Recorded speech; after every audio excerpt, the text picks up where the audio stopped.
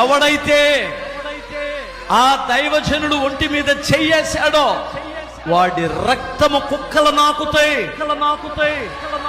అది నిజముగా మర్డర్ అయితే వాడి రక్తము కుక్కలు నాకుతాయి.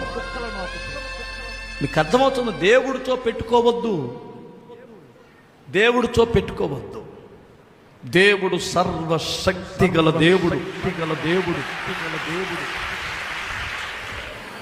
నేను నిజంగా అంటాను, ఆయన రక్తం చిందించిన ఈ రాష్ట్రంలో లక్షల మంది సేవకులు పుడతారు,